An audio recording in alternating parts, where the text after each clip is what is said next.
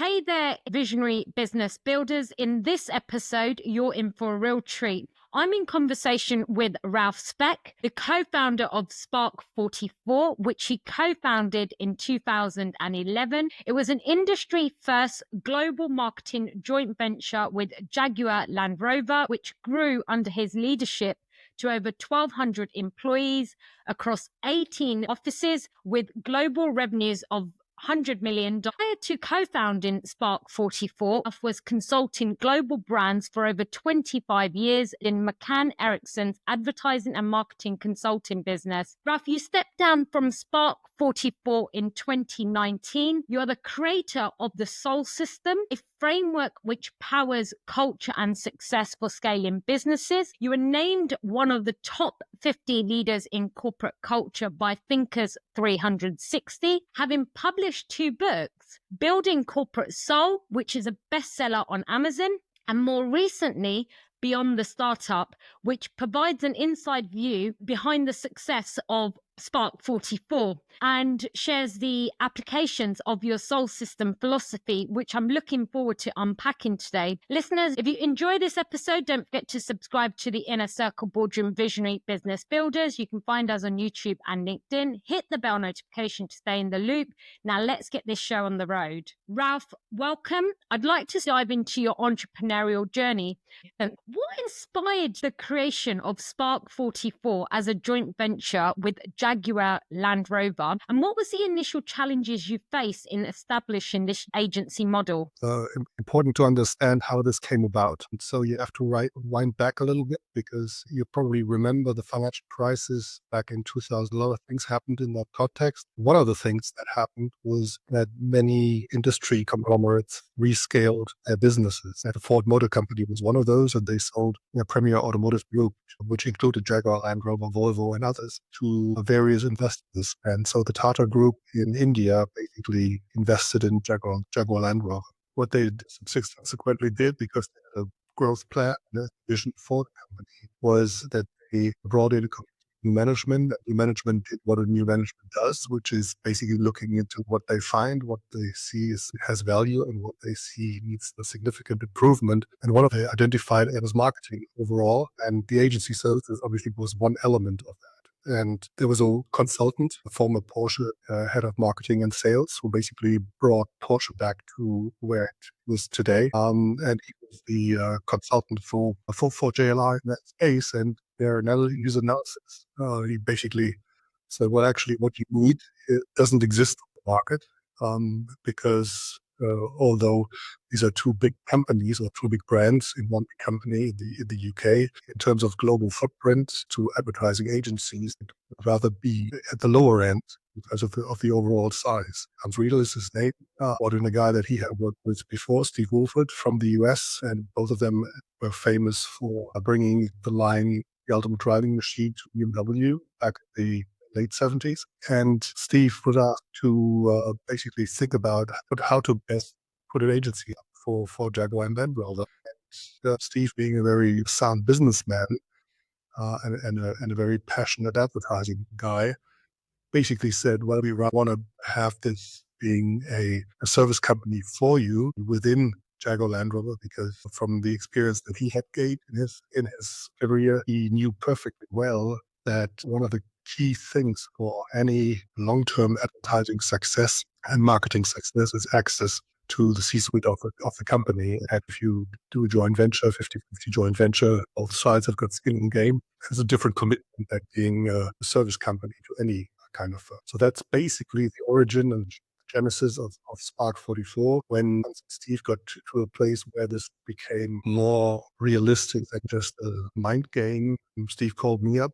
We had worked together 10 years before, asked me whether I would be interested in helping him build this. And so that's kind of how the story goes. That's really interesting because you do hear about joint ventures. They already exist. Some of them don't always succeed. And so just to delve a little bit more deeper into that, what were some of the challenges that you faced when you were establishing that unique model? Well, you have to put yourself into our shoes at the time, but also in the shoes of the Jaguar Land Rover guys. If you put yourself into their shoes, you would look at this and think, we like the guy, Steve, in this case, and then also me and the other founding colleagues that joined at the end of 2011, early 2012. But then they might be nice guys. They might have a nice track record. But it's a different thing of putting all our eggs into this one basket and basically invest into a company that doesn't exist. So from our perspective, that meant we had to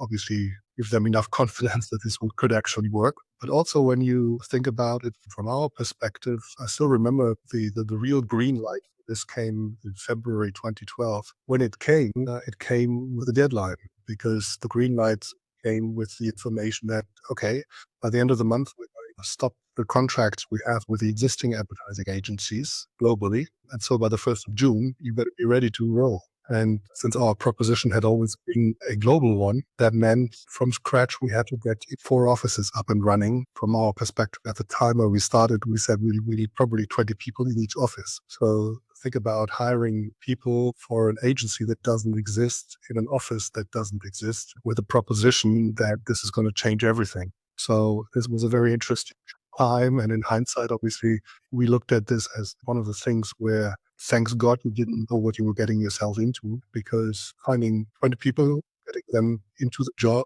having an office in these countries and in cities, and bringing a platform together where everybody could work together in an efficient and effective way was quite something. But it worked out. So we started on June 1st in Los Angeles, London, Frankfurt, and Shanghai. I was a partner agency because it's a bit tricky in China to open up an office, but we were ready to. And on the 1st of June, the office opened, and pretty much all of the expected 80 people were sitting at their desks, having their MacBooks and their iPhones, and rock and roll started. So clearly 20 global recession, was that one of the reasons as to why they took the view to do this joint venture to save costs from a marketing advertising perspective, but then also branching out, have a diverse portfolio within their holding? I think the thought process had a different priority. So cost savings obviously always play a role, but this wasn't number one objective. And obviously, all the objectives change over time. So we'll talk about that in a second. But the first objective was to support the desired relaunch and bringing back Jaguar back to the landscape in a big plan with stronger, powerful, and highly effective advertising. And ideally, that's why it's been priority number 2 or 3, even making this happen in the most cost-effective and cost-efficient way, I think was number 3. We always called it better, faster, cheaper. So better in terms of effectiveness, being highly effective, faster also in terms of effectiveness and efficiency, because their organization, client organization at the time, was also a very small organization then and wasn't ready for what needed to happen at the client side. So that organization grew significantly over the years and scaled up big time. And so the cheaper element also got there. And from our perspective, the cheaper element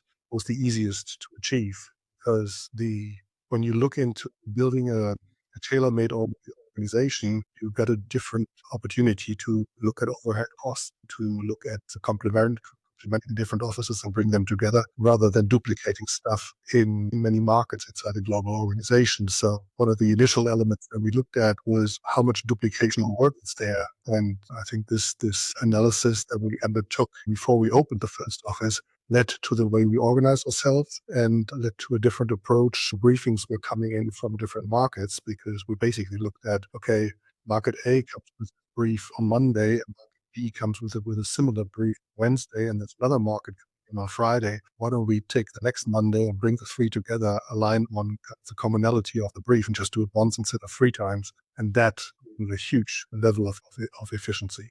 Just talk us through some of the gaps in a traditional agency model that you aim to address with Spark 44 joint venture. Well, first of all, when you look at marketing communications and all the very different professional services that are there, I mean, you look at advertising, direct marketing, your website management, your launches, events, look at all the various things that are up there.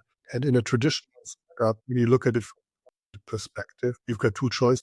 Sign up with a large agency conglomerate, all these services tell you the integrated fashion that they think they can deliver better than anybody else, or decide for like the best social media, the best CRM, and the best web agency and the best advertising agency, and try to make them work together. Steve, myself, and the others at our founding team had been through this exercise in agencies, whether it was IPG or Omnicom or UPP. We've seen where it worked to a degree, where it didn't. The biggest reason why it didn't work was organizational. The agencies were all organized in silos or with a clear P&L responsibility for various verticals. And that created so much barriers for people to work together that it actually was not in the interest of the clients to have that collaboration. They always talked a good game, they would do, but in reality, it doesn't really happen like that. And so we said if we basically integrate all those services, then actually we take that away.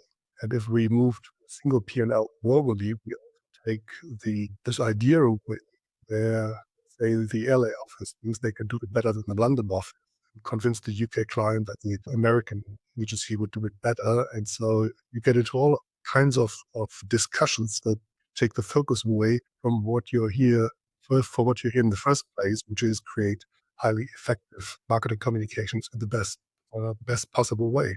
The thought of one P&L, a single P&L, was I think, organizationally, probably the most important element for the success of what we did. Then when you think about it, let's assume a client at the local market, 6, 7, 8 agencies for the various services. And each of these agencies has got a leader, client lead person who is in whatever percentages, 20% here, 10% there, 15 there, responsible for the business. Get up all of these things and look at the time they have to spend to organize themselves and balance the integration of the programs in a way. So you end up with really, let's say, 80% of a senior person on the agency side, across 7 agencies, who spend 10-20% of their time just basically coordinating themselves with the other leaders from the other agents. So if you contrast that with bringing one leader for an office or a market, depending on the size, who is capable of orchestrating various different services, doesn't have to coordinate him with anybody. So you already save like 30-40% headcount in terms of one individual 100% rather than 7 with whatever 20%. Plus you reduce the time in terms of coordination significantly. What you get is a much more effective use of time to deliver against the real goal, to deliver the best advertising marketing communications possible. How did you persuade such a major brand like Jaguar Land Rover to commit to such a unique collaboration? And what key stakeholders did you have to get engaged to get them on board? The key stakeholders were the management of Jaguar and Land Rover. They also looked at the opportunity to save money, and that always makes a CFO happy, if that can be achieved. However, what we also said to them was, while the high-level principle is very straight and very easy to understand, the challenges obviously come when you look into the details. And so we asked them to see whether they could provide us with decent briefing in terms of marketing mix and spend across the different channels across the world.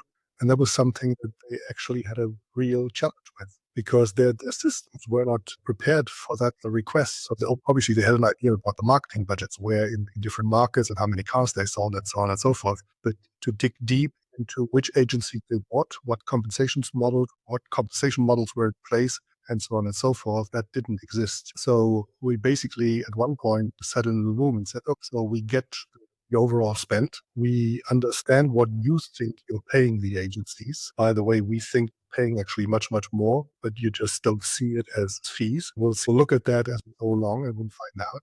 So let's put a stick in the sand. Well, this is our starting point and this is our benchmark. And from here, we measure efficiency gains as we move forward." That's how we did it.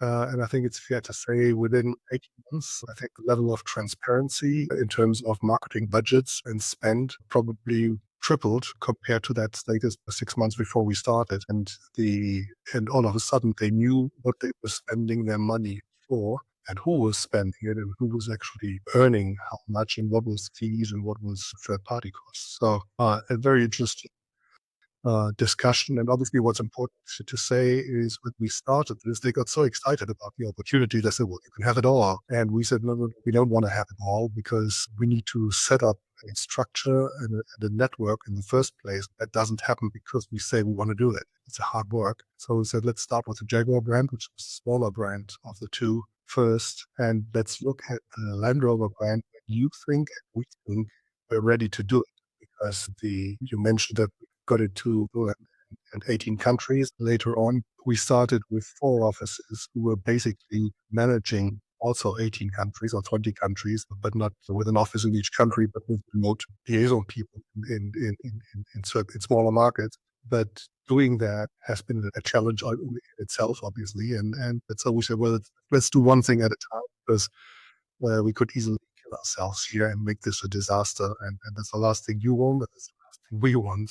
So we're in here for the long term. Just reflecting on those early days, was there a defining moment when you knew that Spark 44 would succeed? There were many moments. We talked about effectiveness as the number one objective. And as we went along the efficiency elements of the cheaper element, we were pretty certain after 6-8 months down the road that this would be easy to manage. The insight into and has been historically grew, and we knew how we would need to tackle this. I think there were 2 defining moments. One defining moment was the first piece of really breakthrough communication, which not only got Jaguar people excited, lots of people who this was targeted for, but also got Land Rover people excited. And this was the Good to Be Bad campaign back in 2013 with the F-Type launch, which got us a global FE. At the time, it was the first time after probably 10 years when an automotive company had won a global FE in the first place. I think there haven't been many afterwards. So we were like, there was Procter & Gamble, Nike, and Jaguar. And that was a moment of, okay, now everybody can see this works. So this was number one. Number two was about the model itself, because when you have a joint venture, you get 2 partners. Like in our case, this was the management of JLR, and it was our management, and we've been working together. And Hans, who basically initiated the whole approach, was our chairman and of the board, and we met quarterly, and obviously lots of conversations in between. And when the JLR people on the board realized that the change that we had brought to the organization, that was their hidden dream, was to have a flywheel outside their own organization that accelerates the change and the transformation that was required, that when they saw that happening and they got the reactions from their people from different places around the world, some very positive, some with conflicting messages, they knew that it was going into the right direction. All of this happened probably 18 months, 24 months after the start, back in late 2013. We were all like, this will work. Under your leadership, Spark 44 expanded to over 1,200 employees over 18 countries. So what were the core key strategies that you implemented to achieve such rapid growth? Could you just go into a bit more detail in terms of the numbers? We started with 4 offices and roughly 80 people. And we had like liaison people in different places. So like we had 2 people in Dubai, our agency who basically rented a desk for us and the IT infrastructure so that we could put an individual there and they managed all the HR payroll and everything. So we had a number of those, especially in pretty faraway places like Korea or Japan or Dubai or South Africa or Brazil, Spain even for us. We only had 1 office on the continent, which is Frankfurt, Spain, and Italy. We had those individual. The growth happened, I think, in 2 steps. One was when we started with those 80 people, we basically took over the scope of 1 large agency that was in charge of the advertising for Jaguar before 2020. And then as we moved forward, it became very clear that one of the most important things for us to get ourselves involved in was to develop the entire digital ecosystem for the brands. We basically said it definitely needs a new website, definitely needs a state-of-the-art configurator and all of these things. So transferred one scope was with another UK agency into Spark 44, which got us to open up the Birmingham office, which at the end was the largest office. And we also got an opportunity. So there was one outlier in the system, which was Australia, relationship with an agency that was uh, proud Land Rover agency for many years. The agency, a gentleman who ran the agency, was getting closer to his age of 70, and he wanted to basically retire. And we were asked whether we would be happy to involve both that agency or fold that agency into Spark 44, which we did, which got us into a new challenge because all of a sudden we were not only the Jaguar agency, because that agency was also the Land Rover agency. And that got us into a situation where we were asked position to actually support the Land Rover world as well, which then got us that next huge step. So by that time, we were actually 50 people. I think the Land Rover brand was probably 6 times as large as the Jaguar brand, something like that. So you can imagine very quickly, um, having one person in Dubai wasn't enough. So you needed a really proper team in Dubai and many other places. But that was what basically created that huge growth from 250 to initially 750 people. Now, if you remember what I said at the beginning, opening up offices without an agency, without an office, without anything, pretty much, except a bit of passion and a strong client partner in the back. That decision to do exactly that, I think, happened also in February or early March of 2015. And the contracts with the agencies that were doing the work for Land Rover before expired by the end of June that same year. So basically, from 6 offices, so the 4 initial ones, Birmingham and Sydney, we went, I think, to 14 or 15 within 4 months. Basically, had to hire 500 people in 2 months because they had to be there in 4 months. So for us, it was a huge challenge. I still remember that the marketing guy at Land Rover came to the agency at the turn of that year. In the first meeting in early January, he said, guys, I mean, this is going to happen. This is going to change your agency significantly, changes the culture. You will see. And he was right. So I think to grow by a factor of 3 in 4 months, including basically more than doubling the number of offices, was a huge challenge. And the only way I think we were able to do this was that all those new offices, except for 2, we could rely on those people that were initially those people, like the guy in Dubai or the lady in Brazil or the guy in Korea and so on and so forth, because they were mature enough to run these offices. But in one case, we were very lucky. We found the right guy, and it worked out like nothing. And in another market, it was the opposite. We had found the right guy, but within 3 weeks, it was that this was a dumb decision,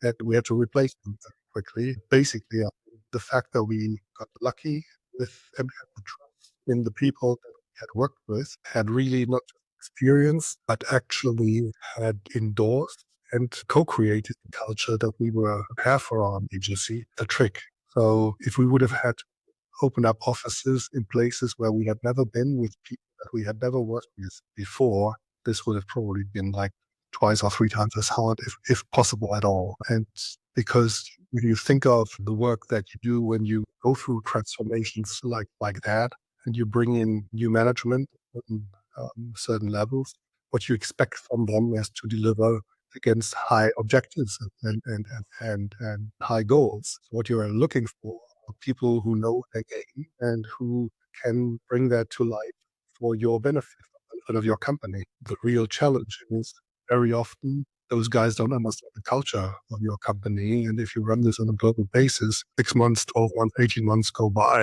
and you probably have like different cultures in your company and you don't see it.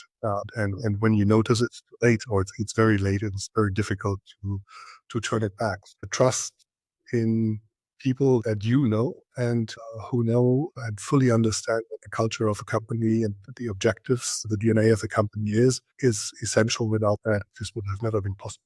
Any business that is global, there is always a shifting culture. For instance, the UK to US, even though there's a shared common language, the culture is completely different compared to what it is in the UK. Even France and Germany are very different to the UK. So getting that piece right is always a challenge. Do you let them run independently or run the DNA throughout the global culture? If you let them do their thing, you'll end up with however cultures after 6, 12, 18 months. We talked about efficiencies and cost savings in the beginning. Obviously, we were able to pull overheads costs down significantly. And some of that saving, we basically invested in travel costs. And we made sure those people who were like a lonely guy or Tokyo or wherever had at least 3 opportunities to meet with their peers and the management physically at one place throughout the year. That A, there was a change. B, there was a sense of community feeling, although you're like 5,000 kilometers away, a shared understanding of the challenges they were all having. Remember, this was 2011, 12, 13, and so on and so forth. And since COVID, everybody knows what Zoom is. But at the time, Zoom didn't even exist. And we were working with GoToMeeting at the time, which was the software. And when we introduced GoToMeeting to our people, most of them like, what is this web conference? We've only had before for the top management. Here we were asking everybody to do it. And it was one of the very interesting things, I think, whenever we hired people, stay in the office, onboarded, that was to use the technology. Today, it's a normal thing. Everybody got that. But when back in 2012, this was like working on Mars. So in terms of the culture, that consistent collaboration and updating everyone and collaborative working, I think were the essential triggers to make this work. Let's talk about funding. Clearly, you need a level of investment to go global. Can we talk about how you structured that? Different than most other startups will ever do this, because this was a very special context. The initial funding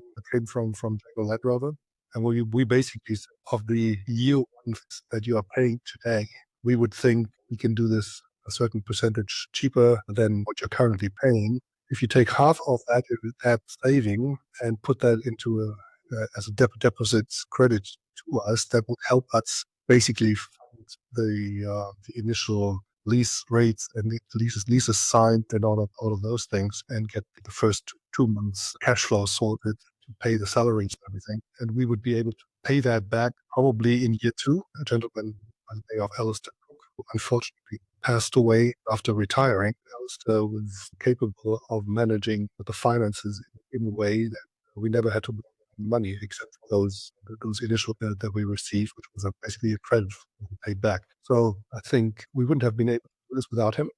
I think he's been exceptional, and I think for everyone who starts a business or runs a business, having a CFO who really understands his game, the critical success. Are you able to give a rough idea of what that might have looked like from a budget perspective? In the grand scheme of things, this was small money. It was 6 digits, so it wasn't like millions. But still, if you start a company and start from scratch, there is nothing. I'm assuming there were some metrics that you agreed up front. I mean, you would do a cash flow projection and look into cost structure. I mean, this is the advertising business, and the purchasing gets involved to any decisions on any vendors or suppliers. Or has to remember what McCann, having those purchase discussions about what profit level is that your clients would accept, and then how you would try to manage those things and still keep up with the project levels that your holding company expects you to do, and those might be different. So we were up for maximum transparency. That was the second reason, I think, why Steve was so adamant about the joint venture idea, because if you're a 50-50 joint venture, obviously you share. And so there was no hidden stuff like transparency in marketing surfaces. Actually, media didn't do media buying, but that's kind of where huge debates have been happening across the years. And so for us, transparency was key. So we openly shared everything, and Alistair, and as a CFO, worked together with the finance guys from JLR to make sure that everybody felt comfortable with the numbers. So we agreed um, on ratios, on minimum project profit levels, how to deal with that, how to manage the overhead. Then the JLR guys were professional as he wants them to be, by saying, okay, we've agreed on the framework, we've agreed on the ratios. Now don't bother us with it, which is just make it happen. And that's what we did. And we looked at it every quarter at the board meetings and reviewed and discussed and amended, decisions, whatever was required. How did that close collaboration with them influence creative and strategic decision-making processes? I had worked with many clients before, and I've worked with large companies also globally, and I've had a few client relationships I would have before I did this. When you're in this environment where you're a joint venture partner and no longer just a supplier, you quickly understand what you didn't know or what you didn't understand before, because you've had access to lots of information and lots of data that you would normally never get. You would see the final results, or final brief, whatever, but you wouldn't be involved in building it, creating it. So that made a big change in terms of understanding it. I remember we had like a monthly session with all the markets and talking creative briefs and getting decisions on global marketing comms proposals and activities. And I had one of the colleagues who was running the global account, and I we were always in these meetings together. And when he joined 3 months later, and we were in one of these meetings and there was a coffee break, and he said to me, listen, I mean, actually, it would be so much easier if sometimes you get the client to give you the just work on it and being involved as good as possible. All of a sudden you see how much work at it, which very often you don't see. The agencies very often like, oh, it's a shitty brief, but we could do better. Doing a better brief is a challenge. And so you start noticing that. And on the flip side, traditional agency relationships, whatever, get your briefs, you develop your work, you develop your campaign or whatever it is, and you present it, and then you get a bit of feedback, and like 3 days later, then somebody tells you, okay, well, we're actually going to do this, of these changes to it, presenting it, and you were part of the commentary and all the discussions, and sometimes like what you perhaps you didn't. So it was much more closer. But that sounds a bit negative, actually was positive, because it allowed the creative people to influence decisions significantly more than in traditional environments. But at the end of the day, that's true whether it's a joint venture or not. A, it's a question of quality of good, and B, is it not the quality of the personal relationship that exists with the key decision maker. It's always these two. What mindset shifts were required from both sides to make that work effectively? And what lessons could other business or CEOs learn from this type of model? I think the biggest mindset shift on both sides was to allow the other side into their tent, which usually doesn't happen that much or only occasionally, because everybody was wedded to one big objective for either the Jaguar brand or Land Rover brand. People started to understand that a collaborative approach would yield better results, stronger results, get those results in a faster way. People got more confident on both sides to actually do it. So when we started the whole thing, this moment in February, March 2011, we had to hire those 80 people that we didn't know before, that didn't know of us before. We said, well, one of the things that we have to really consider is people have to unlearn a lot of things, because we want them to work different. We want to have a different approach. Promise of the JLR, of the joint venture, was um, we want you to accelerate the transformation that we need, not necessarily into our people, but to work with our people, lead the company to the next stage. It's a different ask than we need a great launch campaign for product X or Y. And traditionally, you find people who are trained to do a great launch campaign for product X or Y. That's kind of it. So we needed different people. We needed people who we thought were able to take that step to deliver against that objective as well. So today, Spark 44 doesn't actually exist anymore. What were the primary considerations that shaped this decision to move away from that joint venture? The decision to start that process of moving away from that joint venture started, I think, roughly 12 months before I stepped down as CEO.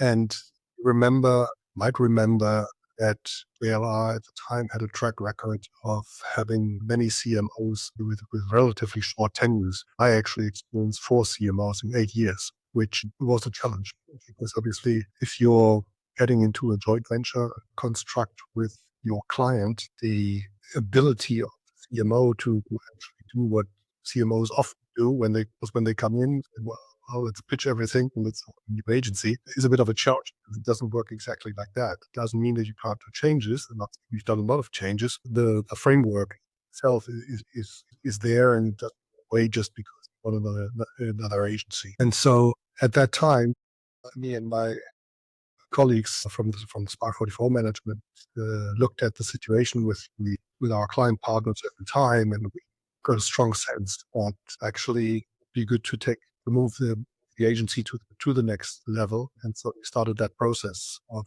convincing the board and identifying potential partners for that, which there were obviously many. Then when you start deeper into who could actually be a good partner, the list gets smaller and smaller and smaller. And any merger, any acquisition has lots of transformation challenges, and especially when you get a company with a very strong culture and a very strong identity and a very, well, proud management across the world and 1,200 people. So I thought at the time that this is the most important thing to get this to the right place. I wasn't able to do it, to manage that process to the end. I was very happy that I started it. And Accenture was one of my favorites from the get-go, because I felt there's an opportunity to take what Spark had um, developed to another level in that context, rather than a few other potential candidates that would have been able to do it. I felt this was the right decision at the time. Was the client concentration predominantly based on Jaguar and Land Rover, or was there also a balanced portfolio of other clients within that? Just to get an idea of what that looked like. 2 or 3 years before that, we had started to open up the agency for other clients outside Jaguar and Land Rover, not with a view to scale the model. In other words, build other joint ventures, or with a view to expand the client portfolio to have a stronger foundation, if you like, in case economic challenges occur at Jaguar and Land Rover, which they also did. And so those were the two drivers. We quickly found out the idea of a joint venture in that space does not resonate that much. It was basically when we analyzed it, the CMOs that we talked to thought this was a very interesting idea. It's the truest English sense of the word interesting, which basically says it's a great idea, but not for us. And what was behind it was fear that the transparency at the board level was actually taking a lot of their potential opportunities to shape decisions away from them and bring the CEO in to discussions that they didn't necessarily want the CEO to be in. So that's, I think, what made this a not successful approach. Got a lot of business with other clients, other brands, Allianz Insurance, Harley Davidson business, I think Castrol, a lot of Tata business in the various divisions, dominate in the UK, in India, in the US. But if you look into any agency that is more than just an advertising account, but an integrated market communications account, you will always see this account is mostly one of the largest accounts in the entire agency, just because of the sheer scale. So even with those great brands and great business, any small agency, well, we've got a great new business here because 7-digit of the fee accounts can hit everybody else. But in the grand scheme of things, it was still at a low level compared to the overall size of the Jaguar Land Rover accounts. If we would have wanted to build this further, the investment in significant, which we were skeptical about the really payoff, or would just simply take ages to do it. So it was a good start, but one element of the analysis at the time was actually, if we move to the next stage, Edge's approach was one of the options, then we could offer our people a bit more variety in terms of other categories and industries rather than only automotive. Joint ventures are always an interesting model, but there are some nuances around it, especially acquisitions, leveraging capital, cash flow, all those sort of things, as well as the culture. How did you prepare the leadership team for that significant change? And how did you evolve as a leader yourself? When we took the decision that this would be the direction we would recommend to take, obviously in the beginning we kept this at a very, very small, the board directors from our management team, but obviously, and this became real. So we approached advisors in the M&A sector, and the moment you start to approach potential buyers. Like in any other industry, it's a small world, and transparency was one of the key elements that we always hold up significantly. The leadership team knew kind of what the context of everything was, and so at one point we said, well, okay, this is where we are. This is where we've agreed with the board where we want to go, and this is how we want to approach this. And as you would imagine, lots of questions, why and how. But I think because everybody was well informed on a continuous basis about the status of the company, on the relationships and the developments, people understood and people supported, and the project continued. Since you weren't involved in the final process of the acquisition, what do you feel were some of your key learnings watching it evolve with from an outside perspective? And in hindsight, is there anything you would have done differently? Of course, always, because otherwise we would all be geniuses and do everything right. I think the major learning is you got to be very selective in identifying the people in key positions so that you can trust. You got to watch more than you think you should. And that's something that is a good piece of learning. And basically, I think whenever I did not so great decisions on hiring people, for instance, because not every hire is a success, then very often in hindsight, I looked at it and thought, well, I should have done more checks with more people or asked more people more intensely. And so people decisions, I think, are the key element. And overall, I think we've done very well, but that doesn't mean every people decision was a good one. Number two, when I stepped down, that was a bit of a surprise for everyone, being myself at the time. And I was very surprised, very overwhelmed with the reactions I got from many of the people, although they were told not to bother me with their thoughts. They did. And I think the messages that I received were partly one of the most overwhelming messages that you can receive in your business life. And they basically led me to think about everything we did, which led those reactions are the people that work with me, and whether this is something I should leave on my iPhone as messages or whether I should basically take that and put it into a framework so that others can learn from it. That's what basically inspired the book Building Corporate Soul, which is basically a book about how successful companies do that. It's not a book about Spark 44. It basically takes the anecdotes and the success elements from the Spark 44 experience, but it basically looks at companies across various industries and sectors that have been successful in building strong cultures, strong performance cultures, and provides a framework, shared purpose, shared understanding, and shared behaviors, and how to look at that across all stakeholders, pretty much as a stakeholder approach. And the other book, which is the one behind me, is Beyond the Startup, and Beyond the Startup is about the story of Spark 4.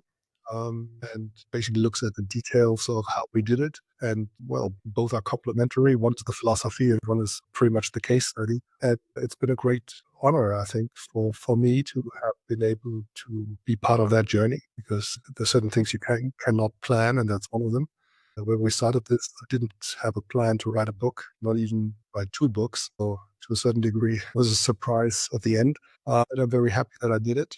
And I wouldn't have been able to do it without the other colleagues that have been my founding partners, and many people along the way that have been able to support us on that journey and make it something remarkable and worth talking about even years after it no longer exists. It's an amazing journey that you have, and I think you should be proud of that. You learn more from your failures than you do from your successes. It's been an absolute honor to have this conversation with you, Ralf. You spoke about being very careful in terms of your trusted advisors and being in the role of CEOs. Always, it's a very peerless role and it can get very lonely. How did you personally deal with some of those challenges? How do you manage some of those emotions and keep them intact? Well, first of all, I think you need a team that works with you that you can trust and that trusts you. And that's the most important thing, because there's nobody who could do this on their own.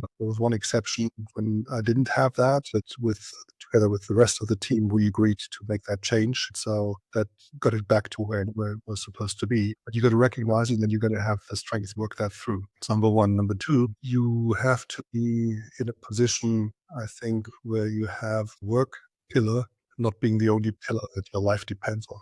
And that's really essential, whether it's on the private side with my wife and my kids. That still has been a major resource, obviously, to balance those challenges. And obviously, as you can imagine from the global side, there was a lot of travel involved. So presence was a very scarce resource.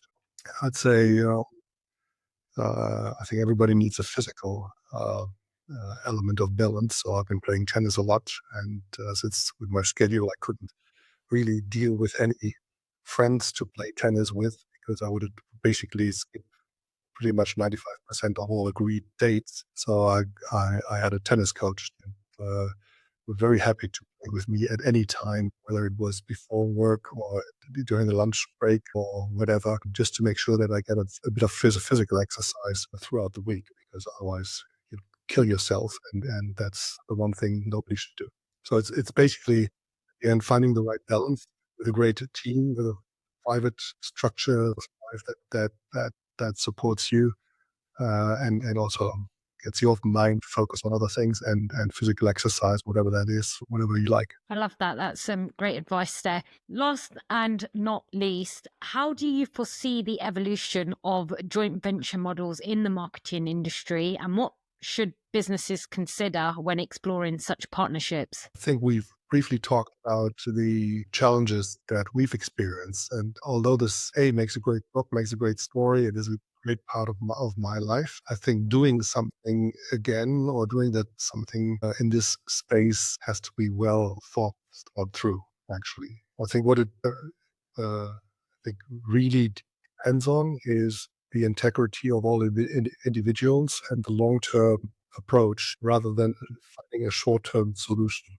Because if you do a joint venture, you should be prepared and prepare your organization on both sides for the long term, and be able to convey that thinking across both organizations. And the challenge is that you never know that before you actually start doing it. And so I mentioned those four CMO changes.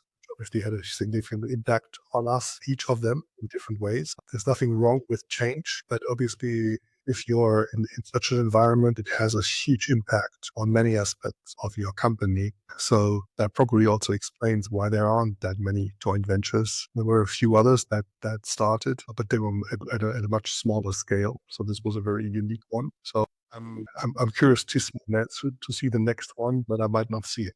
You never know, you might be starting the next one soon. Who knows? Ralf, thank you so much for today. I thoroughly enjoyed our conversation, tons of learning and insight. We will include your LinkedIn URL for anybody who would like to reach out and connect with you. Folks, that's all for today's episode. If you found this insightful, you're in for a real treat. We've got a treasure trove of interviews with other visionary business builders, all sharing their hard-earned insights. Don't miss out on new releases. Subscribe to the Inner Circle Boardroom Visionary Business Builders. You'll find us on YouTube and LinkedIn. Hit the bell notification icon to stay in the loop for our next deep dive with a visionary business builder. Until next time, keep aiming high and building smart. Thank you. Thank you very much.